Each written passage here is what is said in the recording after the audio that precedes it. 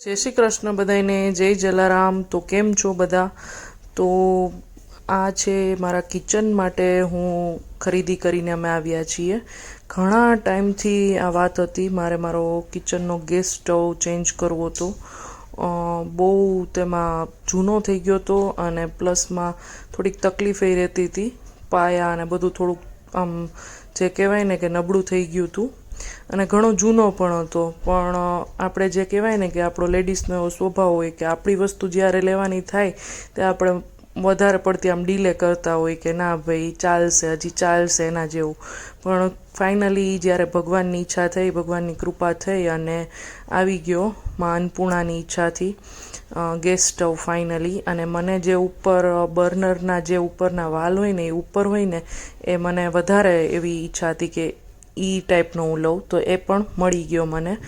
અને પિજન કંપનીનો બહુ સરસ લીધો, 3 બર્નરવાળો।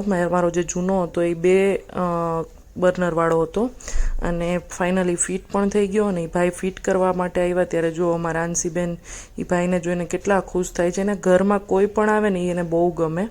અને આ મારો જૂનો ગેસ સ્ટવ છે, સ્ટીલનો અને 2 બર્નરવાળો, જેને મારો બહુ સાથ દીધો 12 વર્ષ સુધી, એટલે બહુ સારો હતો એ પણ।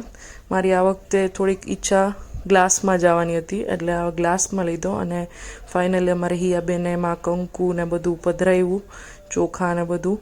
અને પછી કંઈક આપણે સ્વીટ બનાવીએ કે ભાઈ નહીં, શરૂઆત આપણે ગુજરાતી થોડુંક સ્વીટનેસથી કરીએ। તો હિયાબેને કંકુ ને બધું કરી દીધું અમારે ને પછી મેં ફાઇનલી બનાવવાનું સ્ટાર્ટ કર્યું। તો શું બનાવ્યું એ પણ જુઓ તમે લોકો।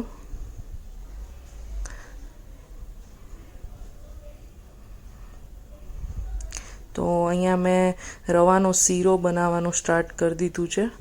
તો આ શીરો કેવો બન્યો તો ખબર છે, જે આપણે ઠાકર ને એવી રીતે જે થાળમાં ખાતા હોય, 1-2 જગ્યાએ હું થાળ જમવા માટે ગઈ છું હોટલમાં, અહીંયા કેવો આપણે ખાધેલો હોય કે આમ ઘીવાળો અને આમ એકદમ છૂટો, એટલે દૂધ નાખીને મેં બનાવ્યો હતો અને બહુ જ સરસ બન્યો હતો એ શીરો અને બધાને બહુ ભાવ્યો હતો। તો બસ જેટલું ઘી લીધું છે એ પ્રમાણે રવો બધું છે ને મેં માપ સાઈઝ કોઈ લીધું નથી, મેં મારી રીતે જ બનાવ્યો છે, મારા ઘરના વ્યક્તિ પ્રમાણે કે અંદાજ પ્રમાણે। કારણ કે અત્યારે બહુ કંઈ કોઈ ખવાતું નથી ઉનાળાના લીધે, એટલે અડધી વાટકી જેટલો બસ રવો લઈને બનાવ્યો હતો। અને બાજુમાં જો દૂધ પણ ગરમ કરવા માટે મૂકી દીધું હતું, કારણ કે મારે ભગવાનને સામગ્રી ધરી અને પછી જ આપણે ખાતા હોય એટલે ભગવાન માટે મારે દૂધનો જ બનાવવો હતો। તો ફાઇનલી જો એમાં કિસમિસ અમારા ઘરમાં અમે નાખી દઈએ આવી રીતે, એટલે ફૂલી જાય ને તો બહુ જ સરસ લાગે એમ। અને પછી મેં બદામ પણની કતરણ પણ કરી નાખી હતી, તો એ પણ નાખી દીધી હતી, એટલે એ પણ સોફ્ટ થઈ જાય ને તો એનો ટેસ્ટ પણ બહુ સરસ આવે જે આપણે। તો બસ અહીંયા જે એલચીનો ભૂક્કો અને દૂધ એડ કર્યું ત્યારે થોડો ટેકનિકલ ઇસ્યુ થયો હતો, એટલે એ શૂટ નથી થયું।